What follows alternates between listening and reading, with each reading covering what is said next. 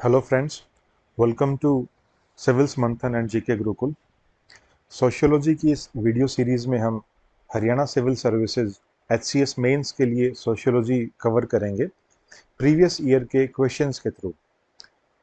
सो topic wise हमने questions को compile किया हुआ है और उसके थ्रू हम ऑलमोस्ट कंप्लीट सोशियोलॉजी का सिलेबस कवर करने की कोशिश करेंगे। और ये काफ़ी इंपॉर्टेंट रहता है बिकॉज एग्ज़ाम्स में प्रीवियस ईयर के क्वेश्चंस रिपीट हो जाते हैं, सेम तरह के क्वेश्चन भी पूछे जाते हैं, वही डिफरेंट कॉन्सेप्ट्स यूज भी होते हैं अलग अलग क्वेश्चंस के अंदर। सो स्टार्ट हम करेंगे थिंकर्स से। थिंकर्स जो है काफ़ी इंपॉर्टेंट चैप्टर है, बहुत सारे क्वेश्चंस आपको थिंकर्स से मिलेंगे।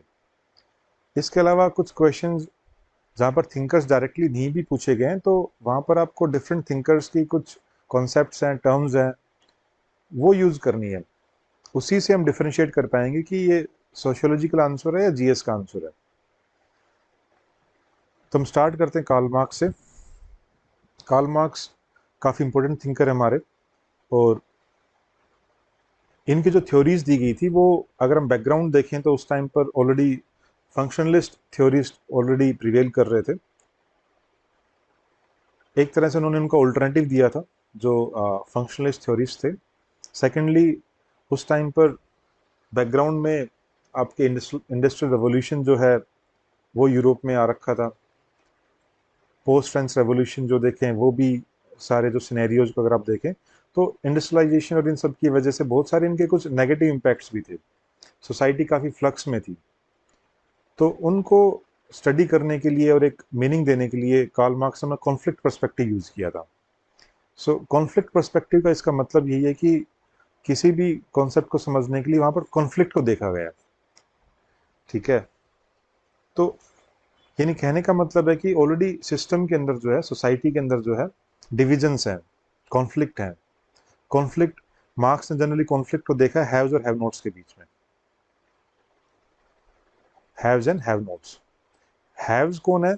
जो कि ओन करते हैं, जिनके पास की ओनरशिप है किसकी? Modes of production, forces of production की, मीन्स ऑफ प्रोडक्शन की। इसके अलावा हैव नोट्स एक तरह से मोटा मोटा कह सकते हैं forces of production means resources की ओनरशिप है हैव्स के पास और हैव नोट्स के पास नहीं है। तो रिसोर्सेज को लैक करते हैं हैव नोट्स, और हैव के पास ownership of forces of production. तो इनके बीच में कॉन्फ्लिक्ट देखा गया थ्रू आउट द सोसाइटी। तो कॉन्फ्लिक्ट पर्सपेक्टिव को यूज किया है कार्ल मार्क्स ने डिफरेंट कॉन्सेप्ट्स को, अपने जो भी थ्योरी दी है उनको समझने के लिए। मोड ऑफ प्रोडक्शन अगर हम देखें, इसके अलावा कॉन्फ्लिक्ट पर्सपेक्टिव जो है वो उन्होंने एक हिस्टोरिकल मटेरियलिज्म है, ये टर्म जो हिस्टोरिकल मटेरियलिज्म और डायलेक्टिकल मटेरियलिज्म, इसको समझने के लिए और बाकी और भी कॉन्सेप्ट्स को समझने के लिए यूज किया है। अगर हम मोड ऑफ प्रोडक्शन देखते हैं, मोड ऑफ प्रोडक्शन एक तरह से देख सकते हैं कि सोसाइटी अपने डिफरेंट स्टेजेस के थ्रू पास करती है। For example primitive communism, then ancient society, then feudal society, then capitalist society. So different stages है सोसाइटी की, और ये डिफरेंट स्टेजेस ही Marx accordingly different modes of production है। ठीक है, primitive mode of production, ancient mode of production, feudal mode of production and capitalist mode of production. तो different stages आपकी डिफरेंट मोड्स ऑफ प्रोडक्शन है। अब modes of production को अगर आप समझे तो एक तो आपका इसके अंदर दो पार्ट्स आप ले सकते हैं, one is forces of production या फिर means of production, and secondly is relations of production.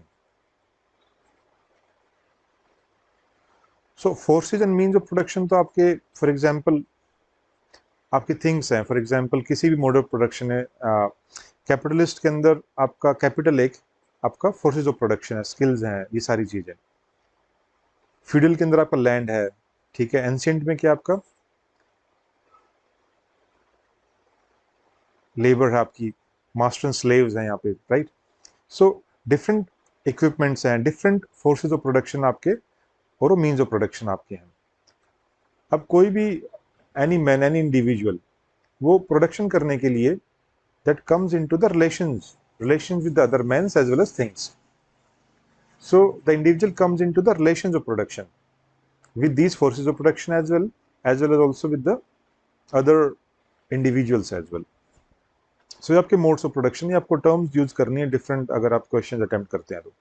Historical materialism एक ब्रीफ देख लेते हैं, बाकी आगे क्वेश्चन में भी आएगा ये।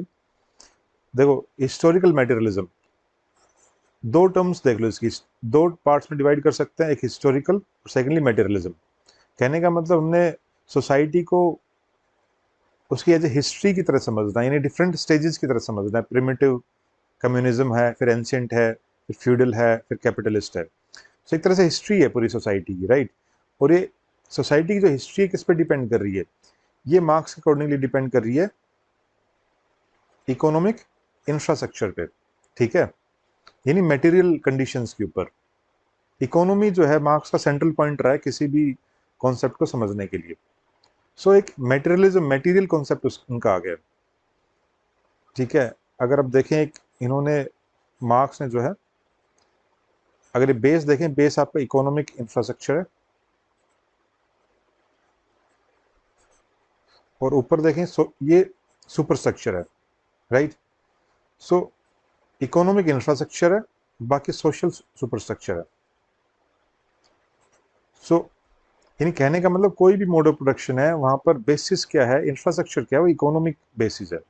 बाकी तो सुपर स्ट्रक्चर में आपका लॉ आ जाता है, कल्चर हो गया, पॉलिटी होगी, डिफरेंट इंस्टीट्यूशंस हो गए, फैमिली है, ये सब कुछ आपका सुपर स्ट्रक्चर है। अब इन्होंने हिस्टोरिकल मेटेरियलिज्म में या डायलेक्टिकल मेटेरियलिज्म की तरह भी देख सकते हो। डायलेक्टिकल का मतलब in opposition with each other, conflict है यहाँ पर, राइट। तो इसमें डायलेक्टिकल इन्होंने कहाँ से लिया था, डायलेक्टिकल इन्होंने हीगल से लिया। हीगल ने बेसिकली डायलेक्टिकल आइडियलिज्म दिया था, तो वहां से डायलेक्टिकल ले लिया। और मेटेरियलिज्म इन्होंने लिया फ्यूरबॉक से, लुडविग फ्यूरबॉक से। फिर एक इनका कॉन्सेप्ट है क्लास स्ट्रगल। तो मार्क्स ने जो सोसाइटी को समझा है थ्रू इट्स डिफरेंट स्टेजेस, अगर हम देखते हैं थ्रू आउट जो हिस्ट्री है, वो एक क्लास स्ट्रगल से, क्लास स्ट्रगल है पूरी सोसाइटी के अंदर थ्रू आउट डिफरेंट स्टेजेस जो है। So history of society is the history of class struggle as per Marx. History of all hitherto exist in society is the history of class struggle. और वो आपस में कि has और have note से दोनों की जो कॉन्फ्लिक्ट है, वो क्लास स्ट्रगल चलती रहती है through out the different stages of society. Social class marks ने डिस्कस किया है। सोशल क्लास मार्क्स ने क्लास इन इटसेल्फ और क्लास फॉर इटसेल्फ के अकॉर्डिंगली देखा है।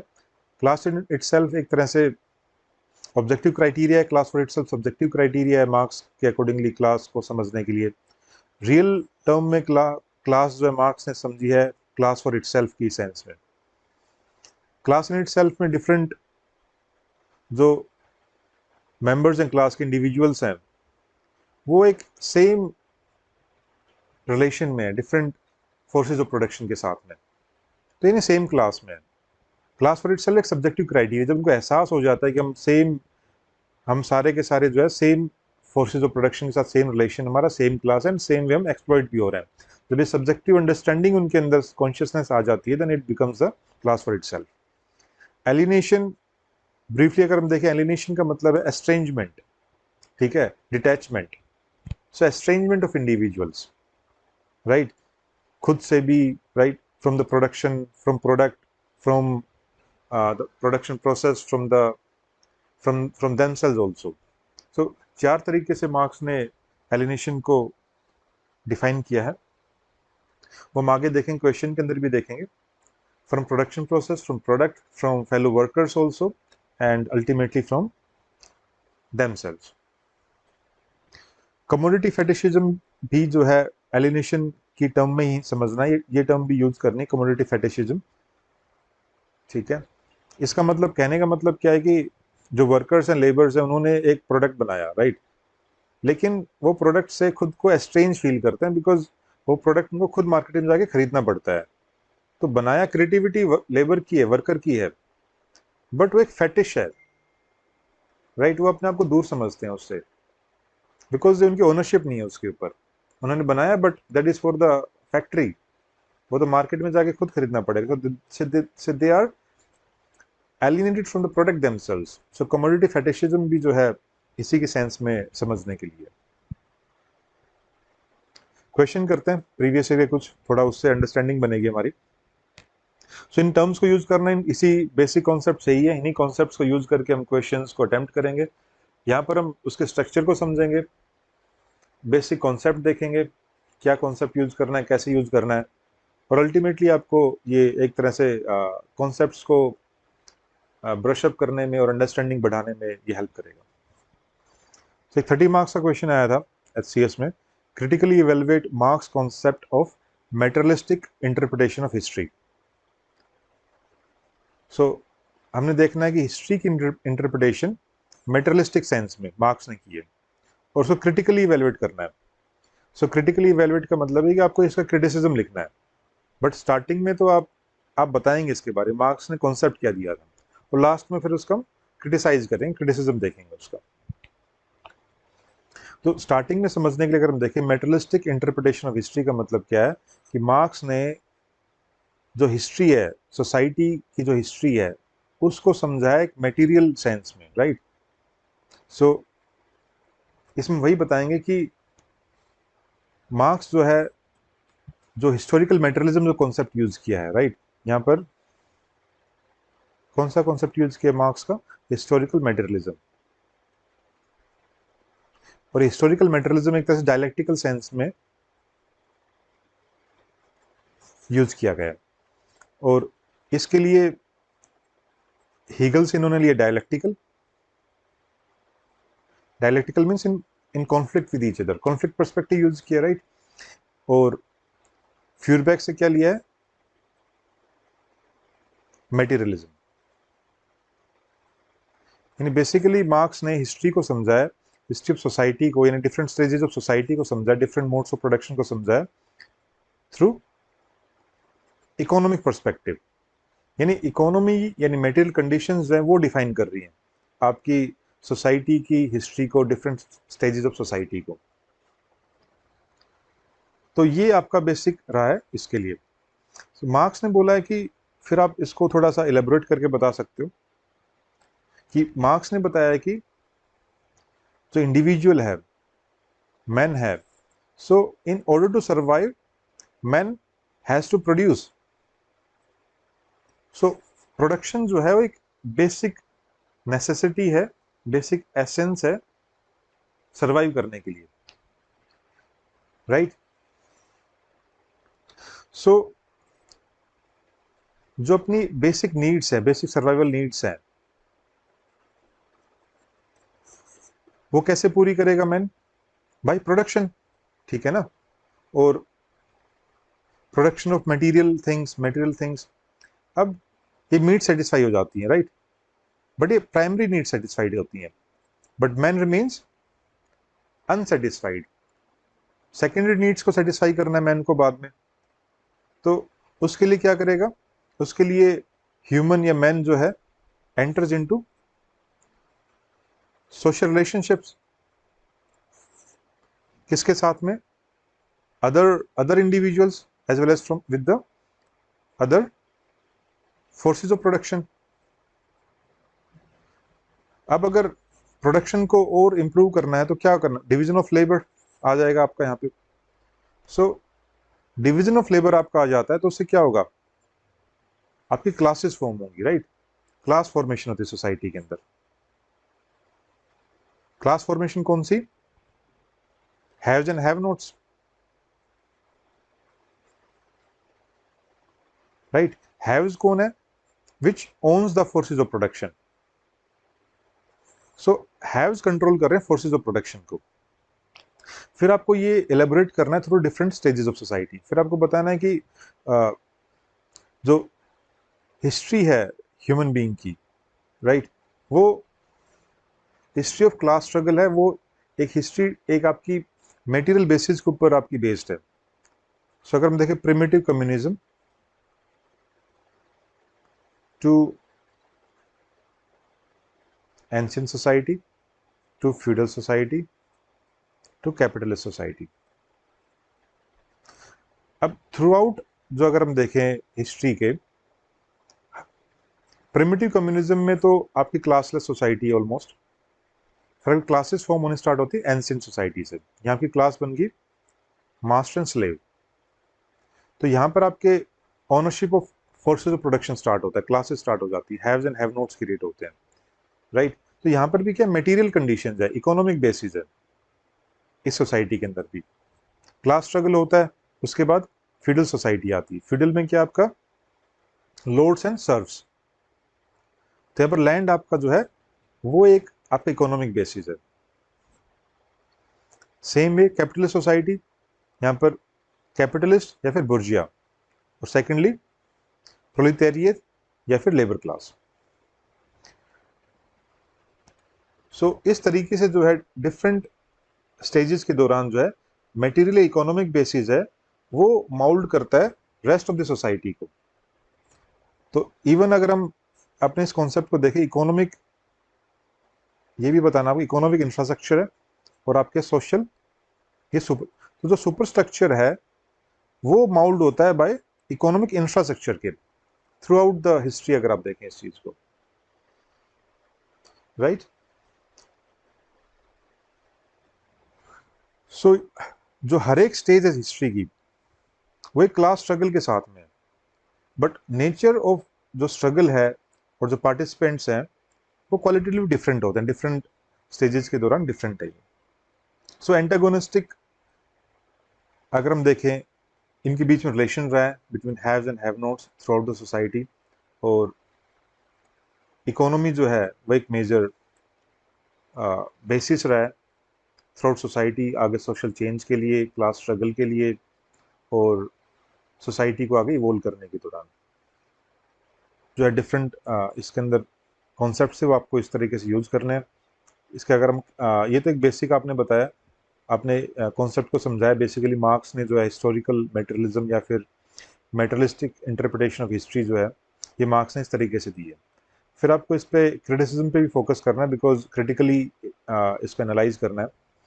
सो इसको अगर हम, इसका क्रिटिसिज्म अगर देखें, कार्ल पॉपर ने इसका मेजर क्रिटिसिज्म जो है ना वो देखो, मार्क्स का जो सारी की सारी जो ये हिस्टोरिकल मेटेरियलिज्म का जो कॉन्सेप्ट है ये सारा का सारा रिड्यूस कर दिया इकोनॉमी बेसिस के ऊपर। क्या भाई सब कुछ जो है ना वो इकोनॉमी ये मटेरियल कंडीशन ही डिफाइन कर रही है सब कुछ। तो एक तरह से ये रिडक्शनिस्ट जो है ना वो बोला जा रहा है मार्क्स को, कि आपने सब हर कॉन्सेप्ट को, हर चीज को सभी तरीके से रिड्यूस कर दिया है टू द इकोनॉमी, कि सब कुछ के लिए भाई जिम्मेदार कौन है, इकोनॉमी है। यानी all the factors of society they depend, they are reduced merely to economic factors. So economic reductionism जो है की तरह इस मार्क्स की थ्योरी को क्रिटिसाइज किया जाता है, कार्ल पॉपर ने इनको बोला। एक तरह से इकोनॉमिक रिडक्शनिज्म है मार्क्स की ये जो थ्योरी है। फिर सिमल ने बताया कि भी कॉन्फ्लिक्ट के अपने फंक्शंस भी होते हैं, ठीक है। फिर इसके बाद जो है डेरेंडोफ ने बताया कि भाई मार्क्स ने तो बोला कि जो इकोनॉमी है ये मटेरियल कंडीशन है वो है आपका बेसिकली हिस्टोरिकल इवोल्यूशन के लिए, डिफरेंट कॉन्फ्लिक्ट के लिए, ठीक है ना। बिकॉज कॉन्फ्लिक्ट हो रहा है, उस कॉन्फ्लिक्ट के बिकॉज थ्रू आउट हिस्ट्री जो है ना कॉन्फ्लिक्ट देखा गया है सोसाइटी के अंदर। अब वो कॉन्फ्लिक्ट जो है मार्क्स अकॉर्डिंगली, वो कॉन्फ्लिक्ट किसकी वजह से, मार्क्स बोलता है वो कॉन्फ्लिक्ट है इकोनॉमिक कंडीशन की वजह से, इकोनॉमी की वजह से, मटेरियल कंडीशन की वजह से, जो कि haves and have knots decide करते हैं, राइट। लेकिन डेरेंडोफ बोल रहा है भाई ये इकोनॉमिक कंडीशन की वजह से नहीं, मटेरियल कंडीशन की वजह से नहीं है, इकोनॉमिक इंफ्रास्ट्रक्चर की वजह से नहीं है ये, ठीक है ना। बिकॉज मार्क्स का कॉन्सेप्ट है इकोनॉमिक इंफ्रास्ट्रक्चर, वो डिफाइन कर रहा है किसी भी मोड ऑफ प्रोडक्शन को, और सुपर स्ट्रक्चर जो है वो शेप हो रही है बाय इकोनॉमिक इंफ्रास्ट्रक्चर। और इवन ये जो सुपर स्ट्रक्चर है, law, family, different institutions, social institutions, ये इवन यूज करता है haves in their favour to control the forces of, because they own the forces of production. तो ये कंट्रोल करता है to manipulate the mode of production, different modes of production. तो डेरेंडो बोल रहा है भाई इकोनॉमिक इंफ्रास्ट्रक्चर की वजह से नहीं, ये जो कॉज ऑफ कॉन्फ्लिक्ट है डिफरेंट सोसाइटीज की डिफरेंट स्टेजेस के दौरान, हिस्ट्री के दौरान, ये है डिफरेंशियल अथॉरिटी स्ट्रक्चर। जो डिफरेंशियल अथॉरिटी स्ट्रक्चर है वो एक मेजर कॉज ऑफ कॉन्फ्लिक्ट है।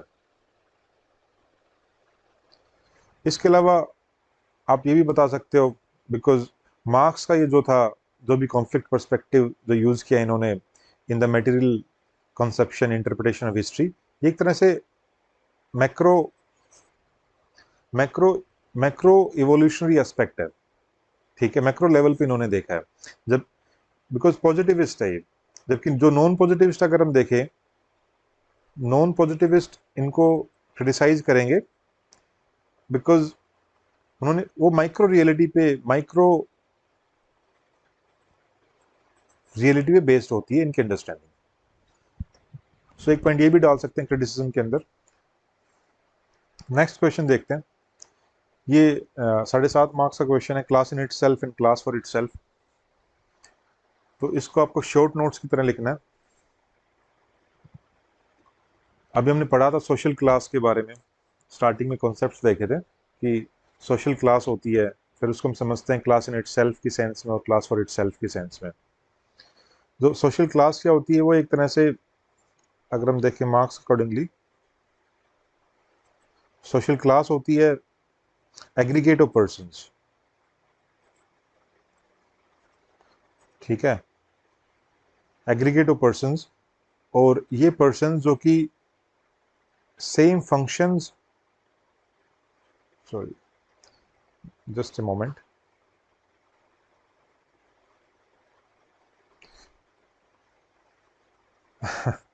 I am sorry for that, okay fine. Aggregate of person जो है कि जो सेम फंक्शंस परफॉर्म करते हैं किसी भी ऑर्गेनाइजेशन ऑफ प्रोडक्शन के अंदर, यानी प्रोडक्शन के अंदर जो है सेम फंक्शंस जो परफॉर्म करते हैं, उन पर्संस का एग्रीगेट को हम सोशल क्लास बोलते हैं, राइट। तो ये एक तरह से क्लास इन इटसेल्फ का कॉन्सेप्ट यहां से आता है, क्लास इन इटसेल्फ। यानी कहने का मतलब क्या है, क्लास इन इटसेल्फ आपका क्या हुआ, ये वो लोग एक तरह से उन लोगों की क्लास है when people they are having the same relations, they are the same relations with the means of production और फोर्सेज ऑफ प्रोडक्शन। यानी मीन्स ऑफ प्रोडक्शन के साथ में सेम रिलेशन रखने वाले जो लोग हैं, उनकी क्लास को हम क्या बोलेंगे, क्लास इन इटसेल्फ कहेंगे उनको। तो एक ऑब्जेक्टिव क्राइटेरिया है क्लास का, राइट।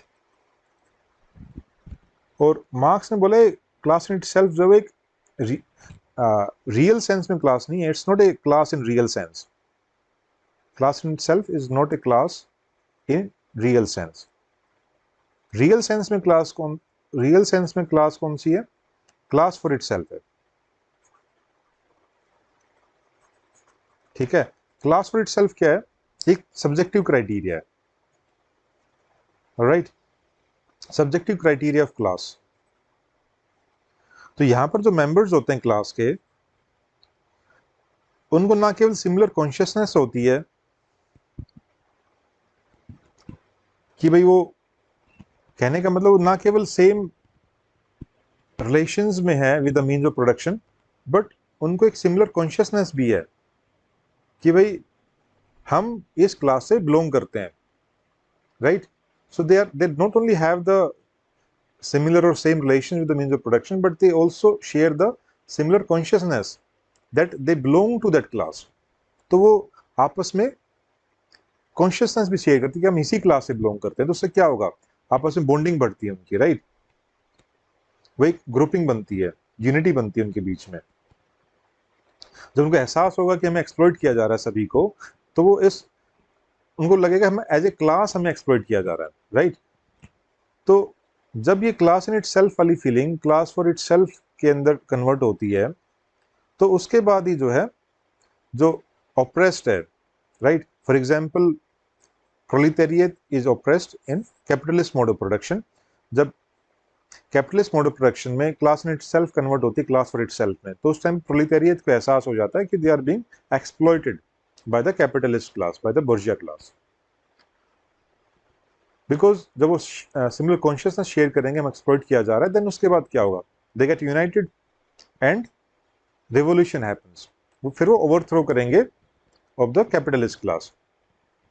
तो ये एक तरह से आप समझ सकते हैं कि class in itself and class for itself वाली जो फीलिंग है थ्रू आउट हिस्ट्री आप देख सकते हैं, बट ये एक्चुअल में इसको देखा गया है इन the capitalist class, capitalist mode of production के दौरान, कैपिटलिस्ट सोसाइटी के अंदर ये मैक्सिमम है क्लास फॉर इटसेल्फ की फीलिंग जो है, और वहाँ पर जो है फिर रिवोल्यूशन होता है एंड अल्टीमेटली जो सोशलिस्ट क्लास की तरफ जो है मूव करती है सोसाइटी वहाँ पर। सो ये क्वेश्चन आपको 2 बार क्वेश्चन आया हुआ है ये प्रीवियस ईयर के, अगर हम देखें 7.5 मार्क्स का जो शॉर्ट नोट्स के अंदर। फिर ये क्वेश्चन आपका एलिनेशन के ऊपर कि what do you understand by alienation, discuss its various forms and characteristics. तो डायरेक्ट क्वेश्चन है, स्ट्रेट फॉरवर्ड क्वेश्चन है, एलिनेशन के बारे में आपको पता होना चाहिए इसके लिए। सो एलिनेशन हमने देखा क्या कॉन्सेप्ट है, स्टार्टिंग में हमने देखा था, तो ये मार्क्स का एक वर्क था, economic and political manuscript, economic and political manuscript. इसके अंदर मार्क्स ने एलिनेशन को डिस्कस किया है। तो एलिनेशन का मतलब क्या होता है? एलिनेशन का मतलब है एस्ट्रेंजमेंट। क्या मतलब होता है? एस्ट्रेंजमेंट या सेपरेशन फ्रॉम, किसी चीज से आप जुदा हो गए, किसी से आपको एस्ट्रेंज कर दिया गया है, दूर कर दिया गया है, right? So estrangement of individuals.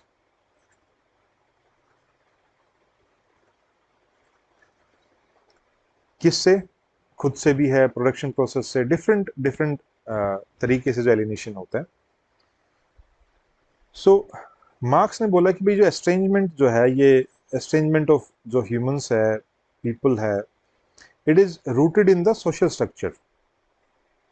ठीक है, एक सोशल स्ट्रक्चर के अंदर रूटेड है। सो सोसाइटी की जो स्ट्रक्चर है वो, उसकी वजह से जो एलिनेशन हो रहा है। ठीक है, अब होता क्या है इसके अंदर, इसमें बेसिकली मार्क्स बोलता है भी जो प्रोड्यूसर है, प्रोड्यूसर इज डाइवोर्स्ड और separated from the means of production.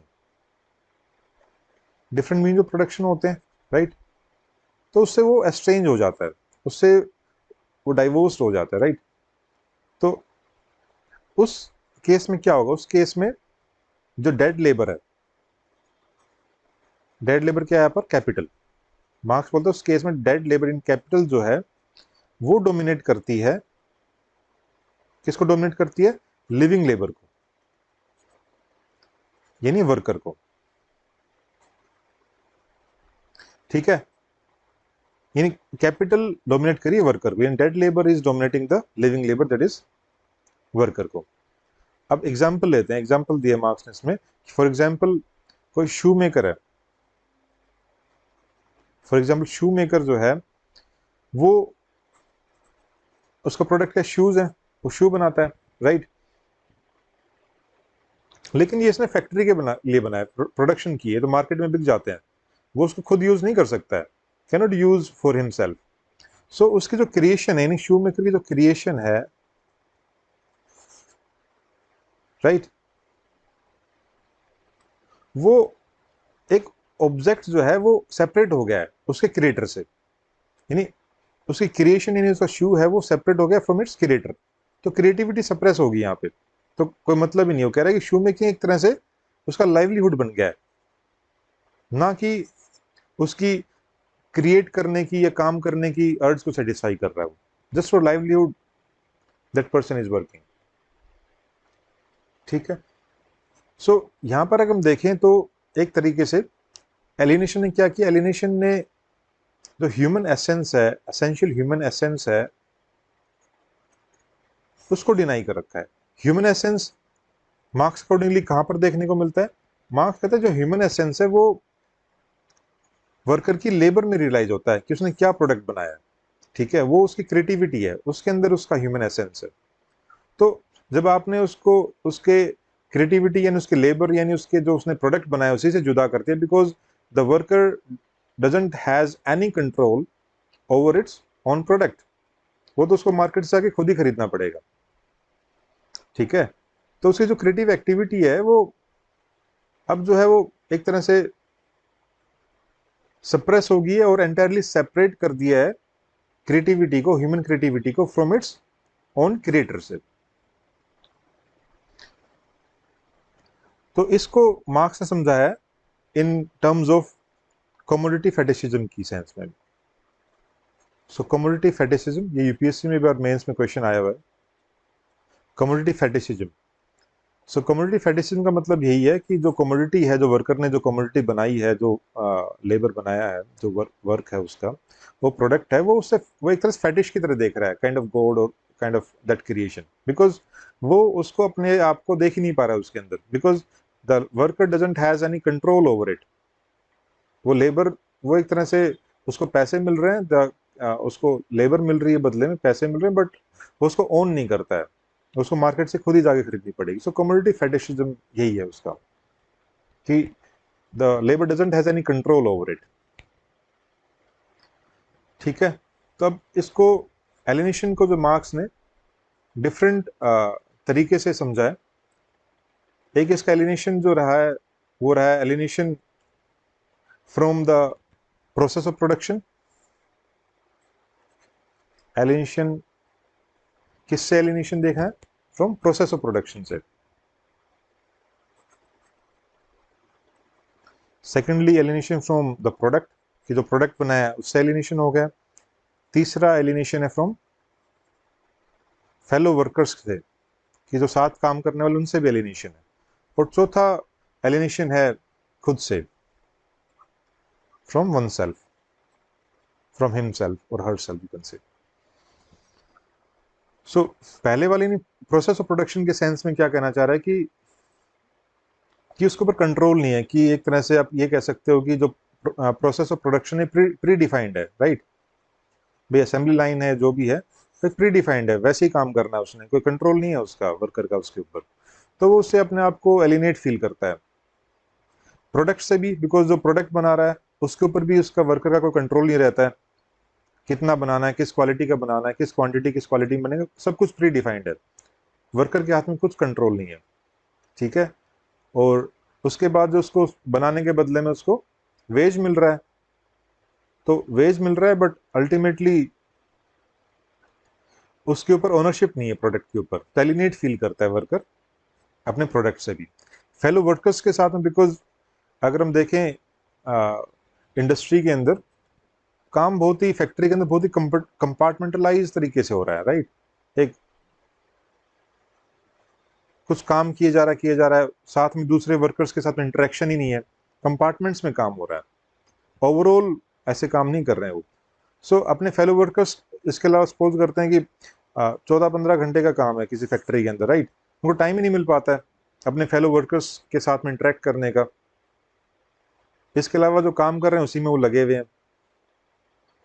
ठीक है, घर जाते हैं, घर बात नहीं कर पाते हैं फैमिली के साथ में, तो अपने वर्कर्स के साथ में, तो इससे क्या हो रहा है? Alienation from fellow workers. And lastly alienation from one self, from himself और हर सेल्फ। ये इसका मोस्ट एक्यूट फॉर्म है एलिनेशन का। कितना हेल्पलेस फील करता है कि उसको लगता है मेरी एग्जिस्टेंस है भी कि नहीं है। ठीक है, अब यहाँ पर उसको काम के बदले पैसे तो मिल रहे हैं, बट उसको एक तरह से आप देखो तो भाई उसको लगे भाई एक फैक्ट्री में काम कर रहा है, उसका भी फ्रीडम है, दूसरी जगह जाके काम कर ले, ऐसा है ना? ये इस तरीके से तो है, लेकिन ओवरऑल अगर कैपिटलिस्ट सोसाइटी का देखें तो वेज के बदले काम कर रहा है, वो अल्टीमेटली ओवरऑल फ्री नहीं है। तो उसकी खुद की थॉट्स के ऊपर, ठीक है, खुद की क्रिएटिविटी के ऊपर खुद से एलिनेशन फील होता है यहाँ पर। ये most acute form of alienation है, आप बता सकते हैं। इसको फिर क्रिटिसाइज अगर हम देखें, डिफरेंट तरीके से इसको क्रिटिसाइज किया गया। सबसे पहले हम देखें कार्ल पॉपर। कार्ल पॉपर ने बताया कि अ, जो एलिनेशन जो है,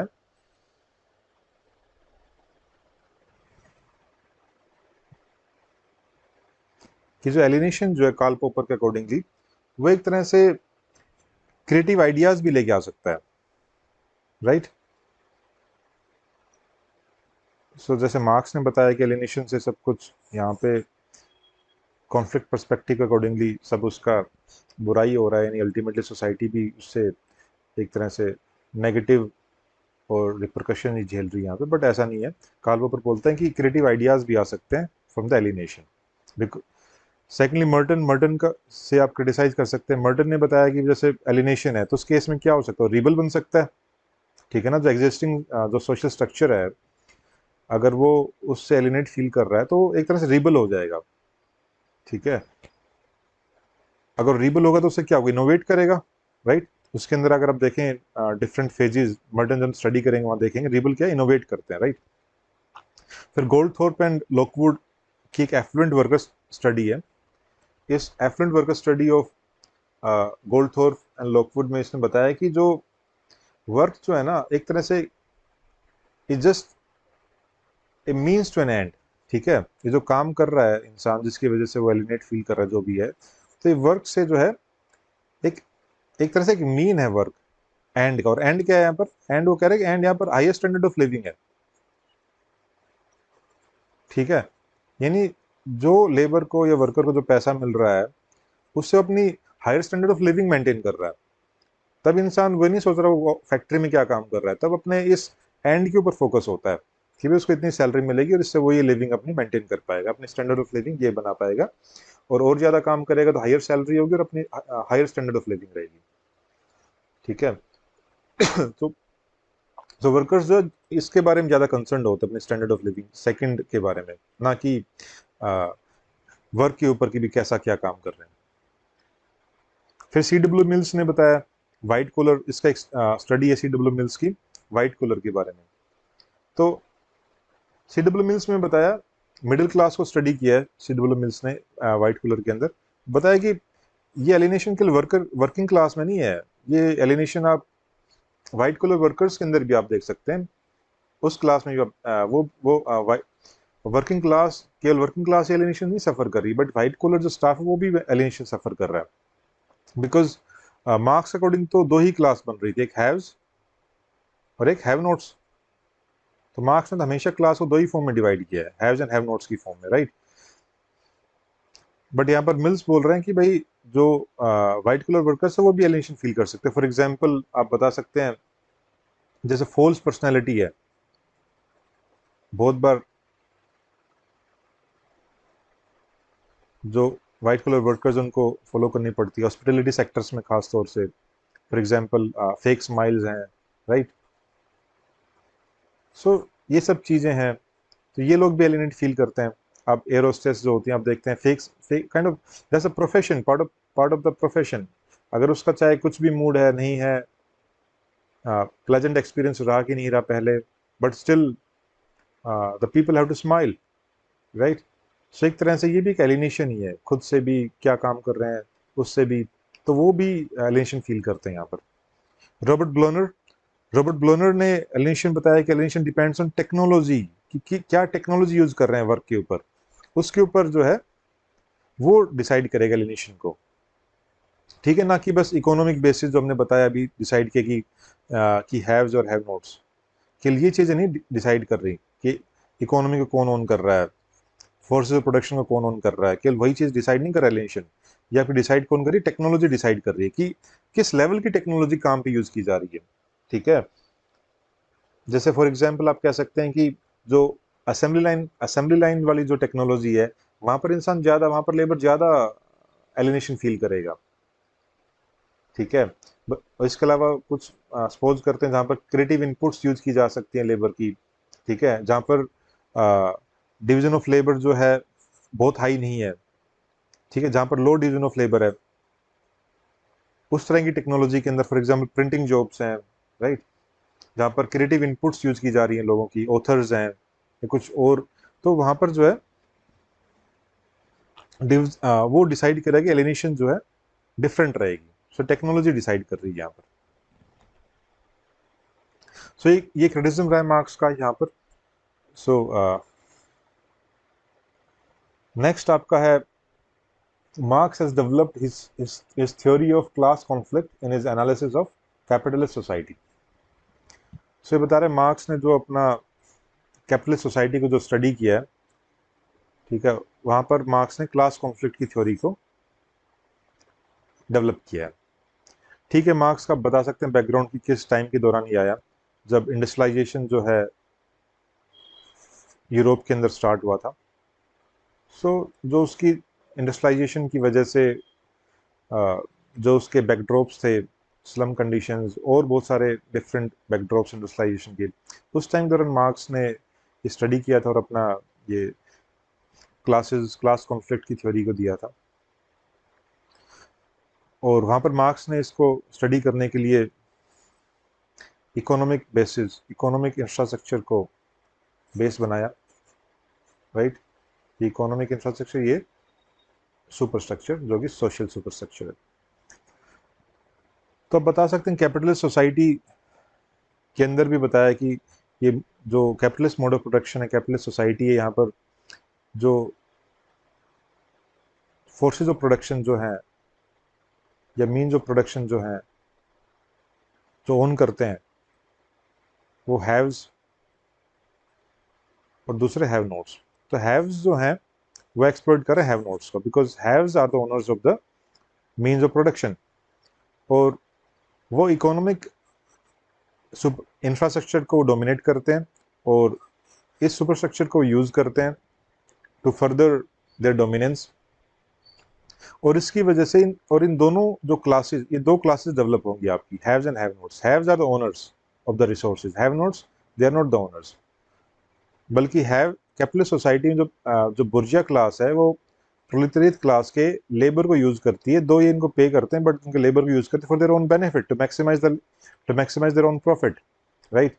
सो एक क्लास कॉन्फ्लिक्ट जो एंटागोनिस्टिक जो रिलेशन है, ये मैक्सिमम हो जाता है class conflict. Class conflict is their extreme level, maximum level. कहां पर मैक्सिमम लेवल है? At in the capitalist society, ठीक है। फिर आप ये बता सकते हैं कि कैसे सोसाइटी ने इवोल्व किया from primitive communism to ancient to feudal to capitalist. तो यहाँ पर भी हमें क्या दिखाना है कि जो क्लास कॉन्फ्लिक्ट है, बेसिकली क्वेश्चन के तो अराउंड हमें रहना ही पड़ेगा कि क्लास कॉन्फ्लिक्ट जो थ्योरी को जो किया है वो कैपिटलिस्ट सोसाइटी के रेस्पेक्ट में देखना है, राइट। तो हम ये दिखा रहे हैं कि जो क्लास कॉन्फ्लिक्ट है, इनिशियली क्लास कॉन्फ्लिक्ट नहीं था, मिनिमम था यहाँ पर। फिर जैसे जैसे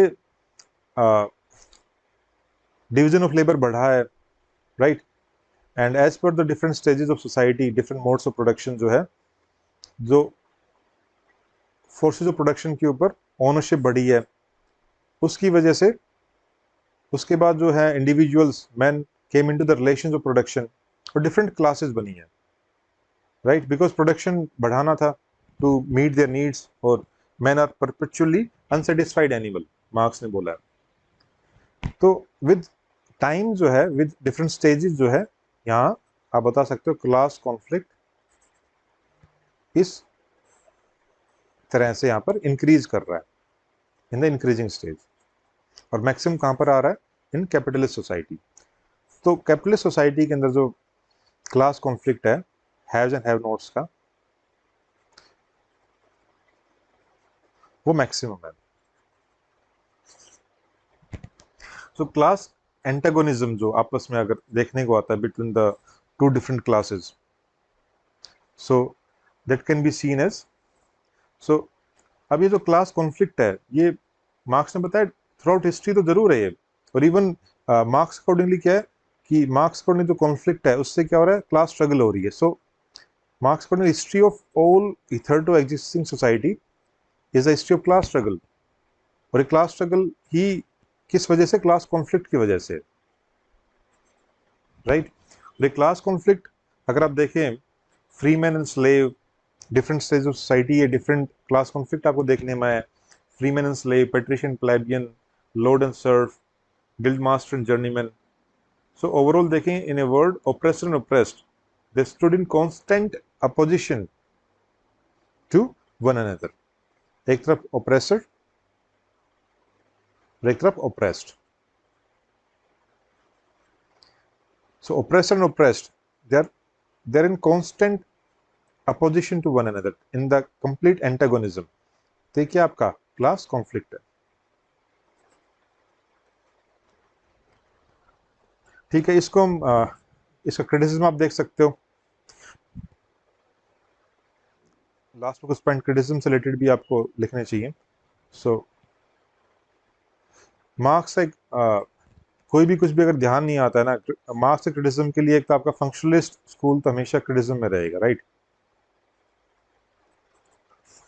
फंक्शनलिस्ट स्कूल ने तो बोला भाई क्लास कॉन्फ्लिक्ट के बारे में नहीं, फंक्शनलिस्ट ने बोला भाई ये तो कुछ भी अगर होता है तो ultimately functional for the society, है ना। जब मार्क्स तो उसका अपोजिट रहता है, मार्क्स तो बोलता है भाई ये जो भी कॉन्फ्लिक्ट वगैरह है कहीं पर भी कुछ है, पहली बात तो फंक्शनल स्टेबिलिटी के बारे में बात करते हैं, स्टेबिलिटी ऑफ सोशल सिस्टम के बारे में बात करते हैं। यहाँ पर मार्क्स कह रहा है कॉन्फ्लिक्ट के बारे में कि सब कुछ रिवोल्यूशन आ जाएगा।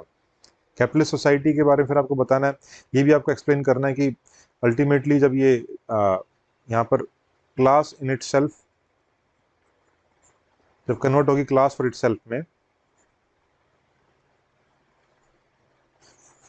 तो उसके बाद क्या होगा, जो बुर्जिया जो प्रोलेटेरिएट क्लास है that will overthrow the bourgeois class, इसको ओवरथ्रो कर देगी and it will form the classless society, right. So ये जो है मार्क्स ने प्रेडिक्ट किया यहाँ पर।